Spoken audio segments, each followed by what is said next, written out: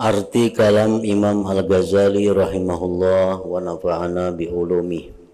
Penjelasan sebab berbidaknya manusia pada cinta terhadap Allah Subhanahu wa taala. Kenapa kita berlainan kecintaan kita kepada Allah? Tentu ada sebab-sebabnya.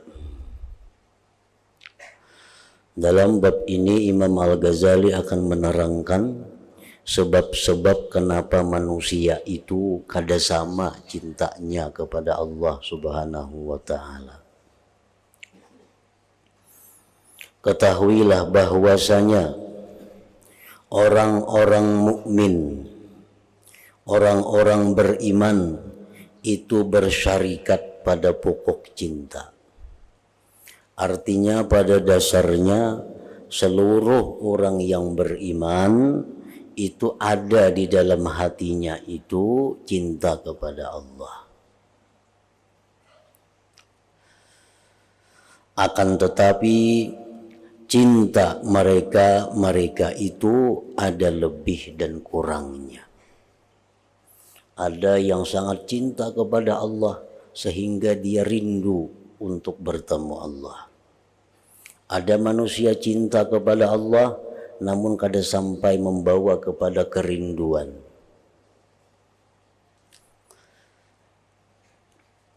Nah, itu artinya cinta mereka itu ada lebih dan ada kurangnya. Karena mereka itu berlebih kurang pada ma'rifat dan pada mencintai dunia. Yang satu ini ma'rifatnya kepada Allah sangat dalam, cinta dunianya sangat sedikit, maka otomatis cinta kepada Allah itu lebih. Yang satunya ma'rifatnya rendah, ma'rifatnya surut, cinta dunianya banyak, otomatis cinta kepada Allah pun surut, cinta kepada Allah pun sedikit. Karena segala sesuatu itu hanya saja ada lebih dan kurangnya dengan sebab berlebih kurangnya sebab-sebab. Itu pokoknya di situ. Kenapa kita kada sama antara si A lawan si B cintanya kepada Allah? Karena sebab-sebab cinta itu kada sama. Sebab-sebab yang membawa cinta kepada Allah itu kada sama di dalam hatinya.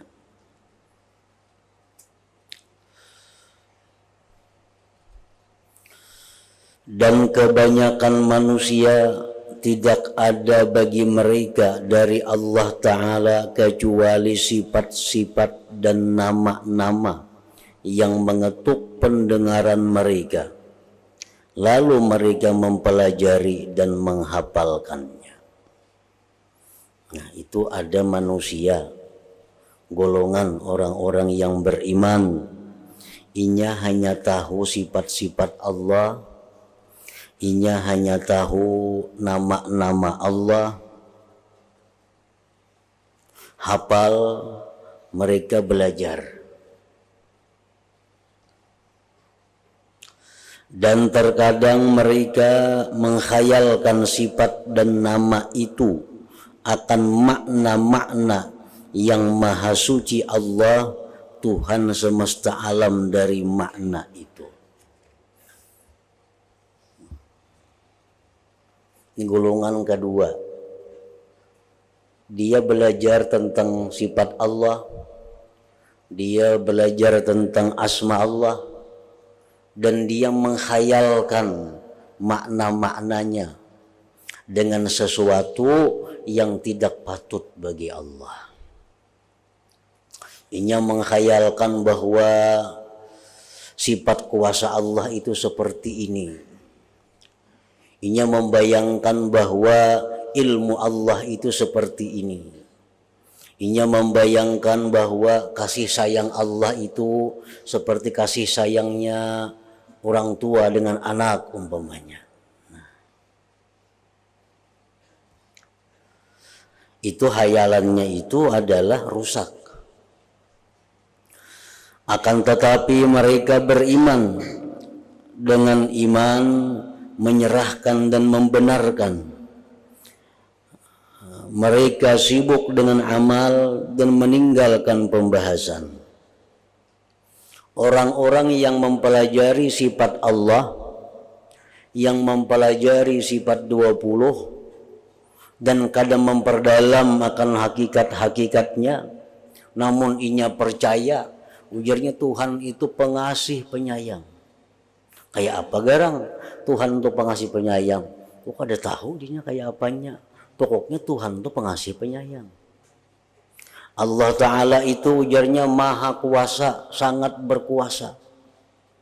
Kayak apa berkuasanya Tuhan itu? Kok ada tahu? Aku yakin Tuhan itu berkuasa.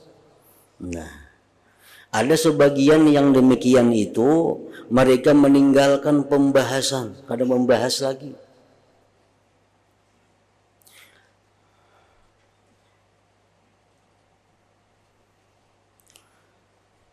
Jadi begitu sudah yakin ingin sifat Allah demikian, dia sudah yakin asma nama-nama Allah sekian, maknanya inya tahu dan inya kada hendak memperdalam lagi urusan itu.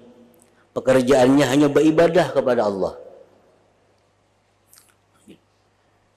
Inya kada ada lagi hendak tafakur, kada ada lagi hendak mempelajari lebih jauh tentang pengertian asma Allah, tentang pengertian sifat Allah.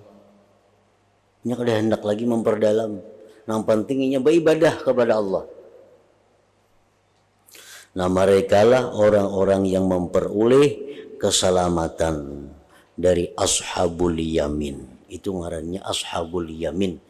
Itu orang-orang yang selamat.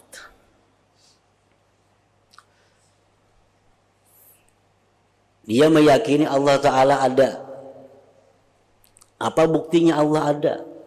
Biarnya adanya alam ini, Pak. Nah, adanya alam ini bukti Allah Ta'ala itu ada. Coba Pang terangkan kayak apa adanya alam ini bisa menjadi dalil tentang adanya Allah. Ini kada bisa nerangkan. Pokoknya ujarnya Allah Ta'ala itu ada, dalilnya alam. Allah Ta'ala itu bersifat kidam, dalilnya adalah alam. Allah Ta'ala bersifat baqa, dalilnya alam. Samuan ke-20-nya dalilnya alam. Tapi gawiannya kada membahas itu, cuma hanya beribadah kepada Allah. Ini orang disebut ashabul yamin. Ini selamat manusia seperti ini.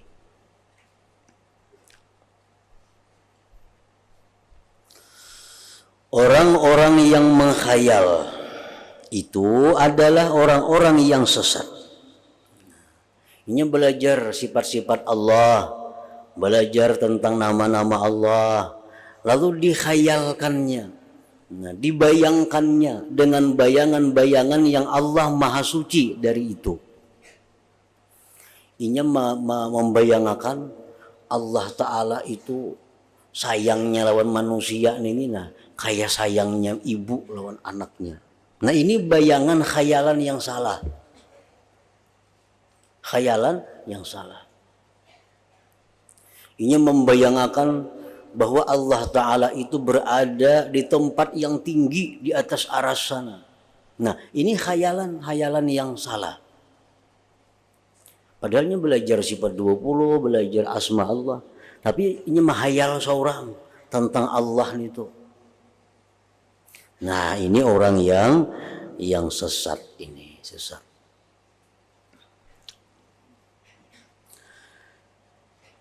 Ulang nangka 7 mah utak atik tentang Allah. Tapi kada berdasarkan ilmu. Tidak berdasarkan ilmu mukasyafah ngarannya. Inya hanya bisa membayangkan Allah itu dengan pikirannya sendiri. Inya hanya menakdirkan, mengumpamakan Allah itu dengan pikirannya seorang. Nah ini orang adalah orang yang sesat. Dan orang-orang yang mempunyai ma'rifat dengan hakikat-hakikat adalah mereka itu orang-orang yang al-muqarrabun, orang-orang yang dekat dengan Tuhan. Nah, jadi 3 kelompok orang yang beriman kepada Allah ini. Pertama, orang-orang yang tadi yang tahunya hanya secara global, tahu secara umum, setelah itu dia beribadah. Yang kedua, orang yang ketujuh menghayal-hayal tentang Allah, sesat. Yang ketiga, orang yang mengetahui hakikat-hakikat dari sifat Allah, mengetahui hakikat dari asma Allah. Mereka mengetahuinya itu dengan cahaya dari Allah. Nah, ini orang muqarrabun. Kita hendak mengetahui bagaimana kasih sayangnya Allah kepada hamba. Kita ini hendak tahu kayak apa kasih sayangnya Allah kepada hamba. Kayak apa kita hendak tahu itu. Nah, itu bisa dicapai dengan mujahadah. Bisa dicapai dengan segala macam cara, meninggalkan hal-hal yang kada baik, memperbuat semua hal-hal yang disuruh Allah, memperbanyak zikir, memperbanyak salawat, banyak tafakur. Akhirnya dia diberitahu oleh Allah bahwa seperti inilah sayangnya Allah kepada makhluk. Nah, ini orang-orang yang muqarrabun.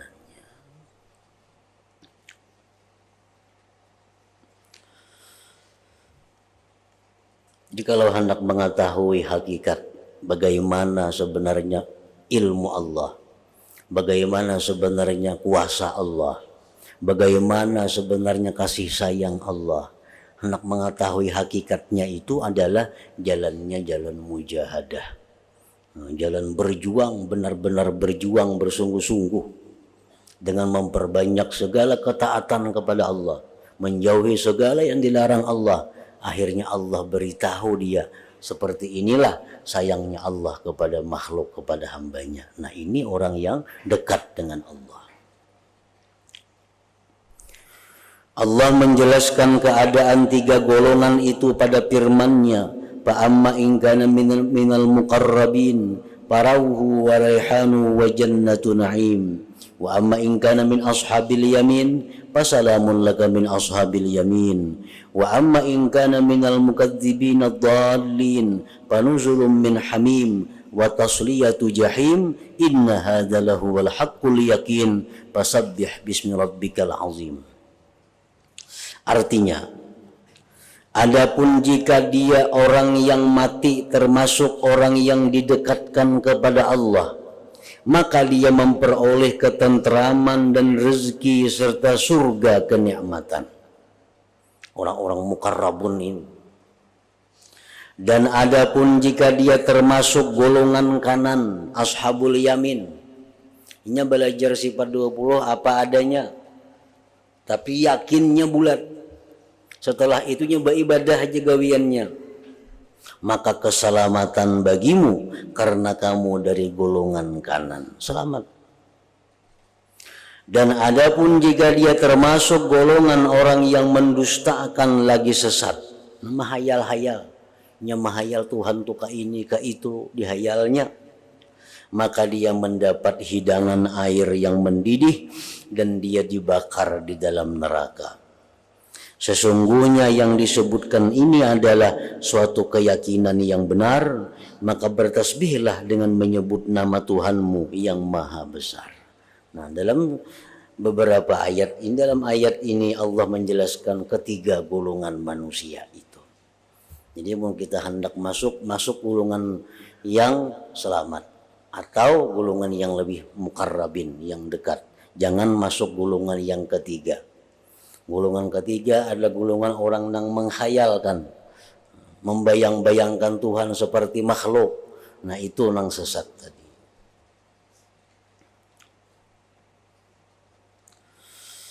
Maka jikalau kamu tidak dapat memahami perkara-perkara kecuali dengan contoh-contoh, maka kami buatkan contoh bagi berlebih kurangnya cinta.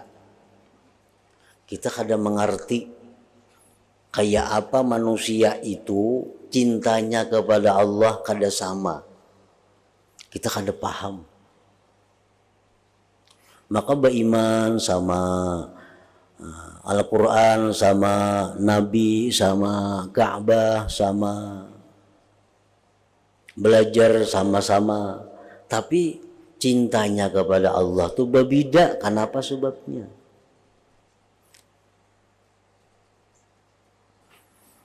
Nah, beliau akan mengulahkan contoh pemahaman supaya kita mengerti kenapa belain-lain orang cinta kepada Allah itu. Walaupun inya berdua beranak, kada sama cinta kepada Allah anak dan bapaknya.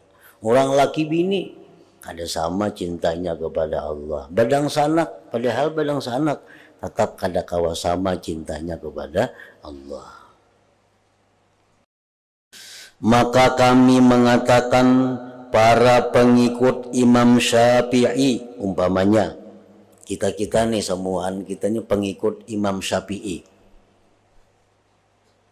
Mereka bersekutu pada mencintai Imam Syafi'i rahimahullah. Kita semua ini cinta kepada Imam Syafi'i karena beliau panutan kita.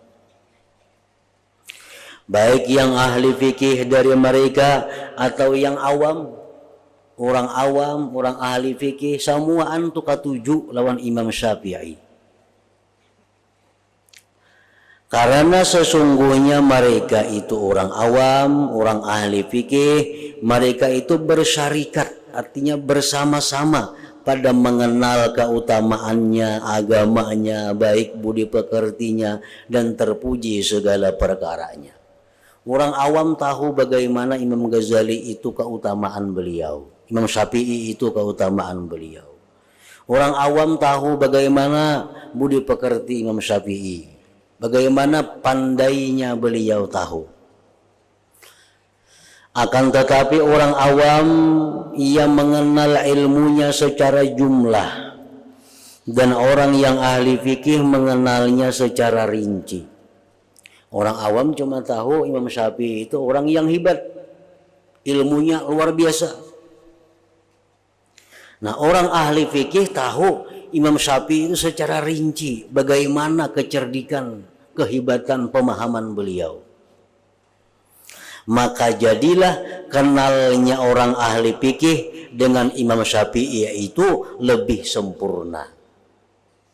Keheranan dan kecintaannya pada Imam Syafi'i itu lebih kuat dibanding orang awam. Orang alim itu lebih cinta kepada Imam Syafi'i daripada orang awam. Kenapa? Orang awam ini kada tahu tentang keutamaan Imam Syafi'i secara rinci, kada tahu. Nah, kalau orang ahli fikihnya tahu bagaimana hebatnya Imam Syafi'i itu. Nah, jadi cinta kita dengan orang ahli fikih kepada Imam Syafi'i berbeda karena beda pengetahuan. Karena sesungguhnya orang yang melihat karangan seseorang pengarang, lalu ia memandang bagus dan mengenal akan kelebihan orang itu pada karangannya, niscaya secara pasti ia akan mencintainya dan condong hatinya kepadanya. Kita tahu ini orang pengarang, kita tahu karangan beliau itu hebat, otomatis kita cinta kepadanya, otomatis cinta kepadanya. Maka jikalau ia melihat karangannya yang lain yang lebih bagus dan lebih menakjubkan daripadanya, niscaya sudah pasti bertambahlah kecintaannya karena bertambahnya kenal dengan ilmu pengarang itu. Inya baca sebutin karangannya hebat, otomatis inya cinta kepada pengarang itu. Inya baca pulang karangannya yang lain lebih hebat lagi, nah lebih cinta lagi kepada pengarang itu. Begitu juga apabila seseorang berkeyakinan terhadap seorang penyair bahwa orang itu dapat mengarang syair dengan baik, maka ia akan mencintai penyair itu.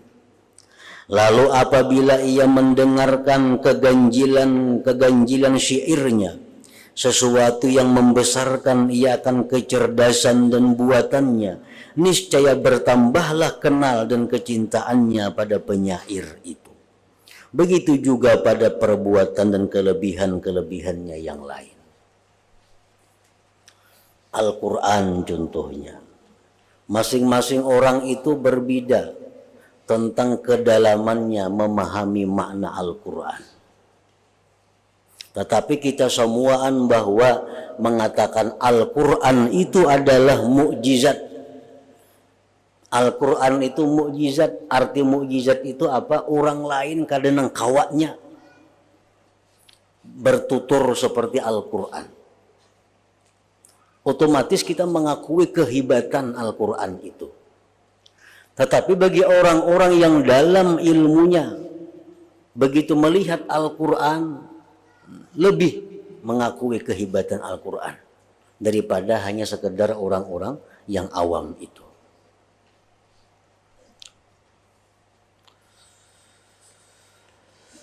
Orang awam terkadang mendengar bahwa si fulan itu pengarang, bahwa orang itu pandai mengarang. Akan tetapi ia tidak tahu apa yang ada dalam karangannya. Maka orang itu mempunyai kekenalan secara jumlah terhadap orang itu. Saya kong madahakan tuharat benar mengarang. Datang pulang saya kong madahakan lawan kita tuharat benar mengarang. Datang pulang nang ketiga orang madahakan lawan kita si pulang tuharat benar mengarang. Nah, kita ini karena mendengar orang memuji-muji itu, tak umpat juga kita memuji mencintai pengarang itu. Padahal kita kadang memeriksa kada karangannya lagi. Nah, berbeda dengan orang yang sudah memeriksa. Dia periksa karangannya satu persatu, per kalimat, per huruf dia periksa. Melihat hebatnya, melihat indahnya. Nah, maka cinta orang ini kepada pengarang itu belain lawan yang pertama tadi. Sedangkan orang yang mempunyai hati, apabila ia memeriksa dari karangan-karangan dan tampak dalam karangan-karangan itu adanya keajaiban-keajaiban, niscaya sudah pasti bertambah-tambahlah kecintaannya. Karena keajaiban-keajaiban buatan ciptaan syair dan karangan itu menunjukkan pada kesempurnaan sifat-sifat si pembuat dan si pengarang itu.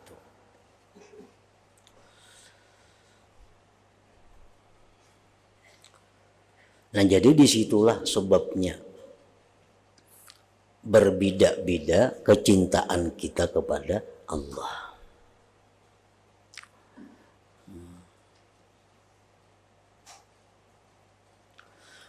Dan alam secara keseluruhan, alam semesta ini adalah buatan ciptaan Allah. Alam semesta ini adalah ciptaan Allah. Dan karangannya, ini karangan Allah. Dan orang awam mengetahui yang demikian itu dan ia meyakininya. Orang-orang awam pun yakin bahwa alam semesta ini buatan Allah. Nah, bukan hanya orang berilmu, orang awam pun tahu. Dan mereka pun yakin bahwa alam ini adalah ulahan Tuhan.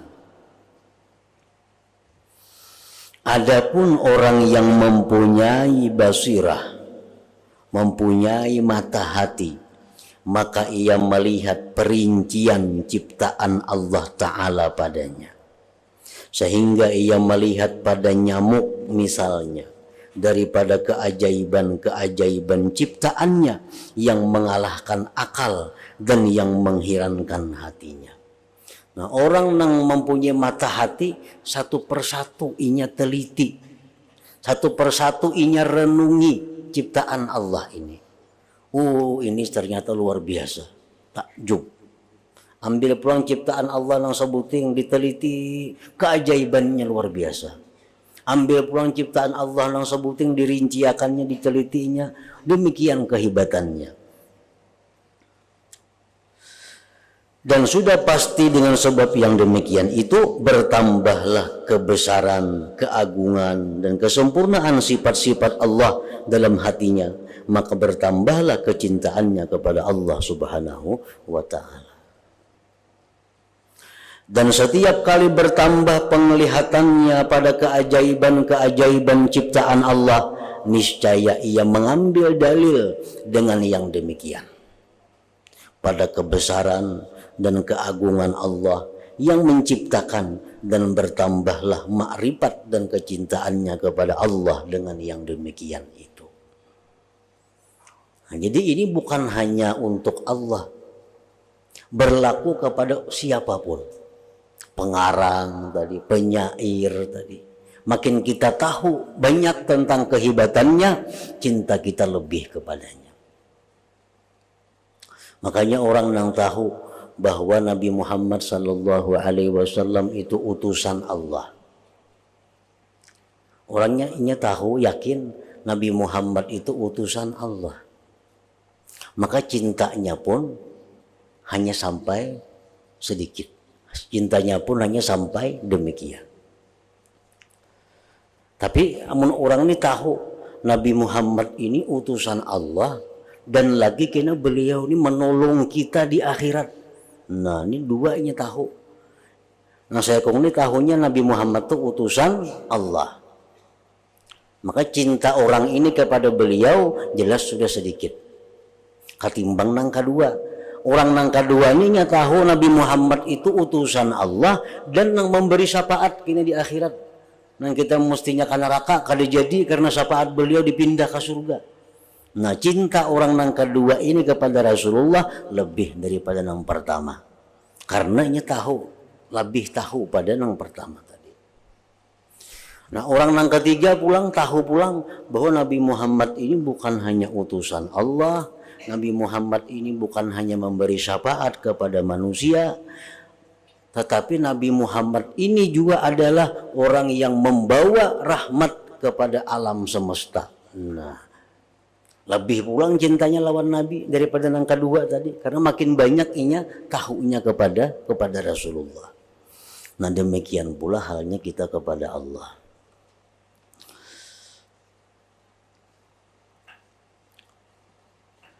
Dan lautan ma'rifat ini, yakni ma'rifat keajaiban-keajaiban ciptaan Allah, adalah lautan yang tidak bertepi.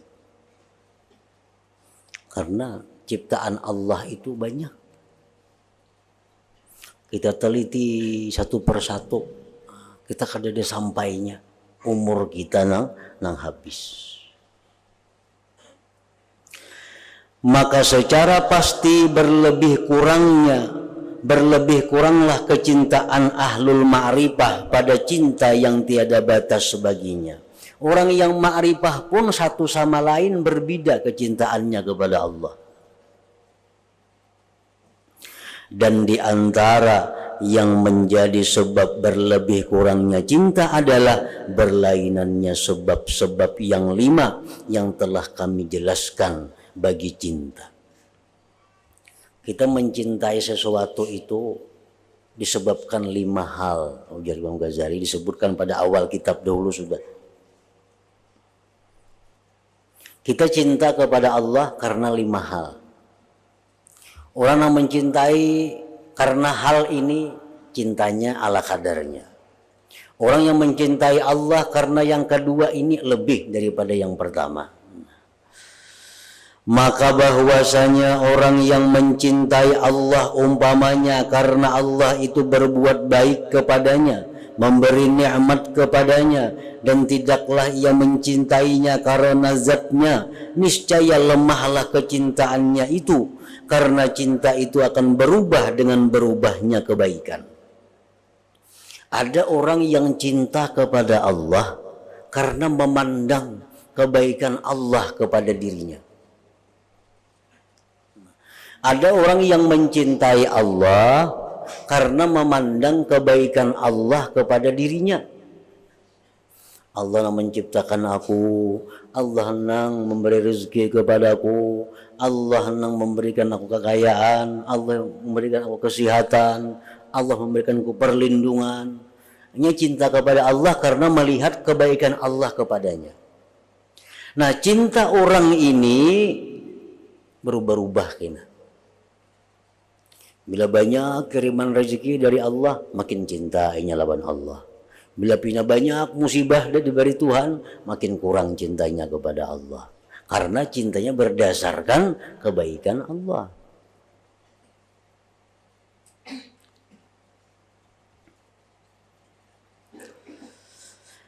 Karena cinta itu akan berubah dengan berubahnya kebaikan, maka tidaklah cintanya itu ketika mendapat bala seperti cintanya pada ketika senang dan mendapat nikmat.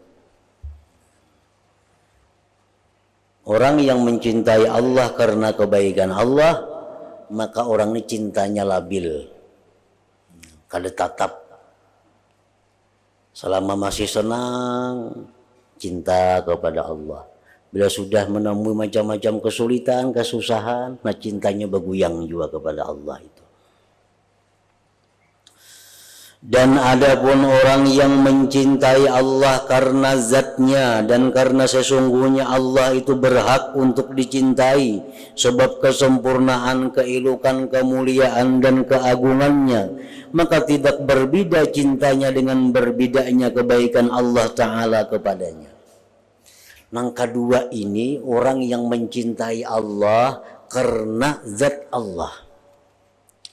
Nah, ini cinta kepada Allah karena ujar Allah itu memang mesti dicintai. Ini cinta kepada Allah karena Allah itu maha agung. Ini cinta kepada Allah karena Allah itu maha sempurna. Allah itu maha elok, maha indah. Itu yang membuat dia cinta kepada Allah. Nah, orang ini cintanya kadang akan berubah baik dalam keadaan senang atau susah. Karena yang dipandangnya adalah zat Allah, bukan kebaikan, bukan fi'ilnya Allah. Maka ini dan yang semisalnya adalah yang menjadi sebab berlebih kurangnya manusia pada mencintai. Berlebih kurangnya pada mencintai itu adalah sebab pada berlebih kurangnya pada kebahagiaan di akhirat. Orang yang dalam dunia sangat cinta kepada Allah, di akhirat menjadi orang yang sangat bahagia. Orang yang bebaya cinta kepada Allah, di akhirat pun bebaya bahagia. Oleh karena itu Allah Ta'ala berfirman, walal akhiratu akbaru darajatin wa akbaru tabdila. Artinya, dan sungguh kehidupan akhirat lebih tinggi tingkatannya dan lebih besar keutamaannya. Nah, jadi kalau kita hendak menambah cinta lawan Allah, kita hendak menambah kecintaan kita kepada Allah supaya di akhirat kita lebih bahagia, jalannya adalah menambah ilmu tentang Allah. Nah, tambahi ilmu tentang Allah. Jangan hanya tahu bahwa Allah itu Tuhan. Jangan hanya tahu bahwa Allah itu mencipta. Jangan hanya tahu Allah itu penyayang, pemaaf. Tapi dalami, ketahui sebanyak-banyaknya tentang Allah. Sehingga menambah kecintaan kita kepada Allah Subhanahu wa Ta'ala.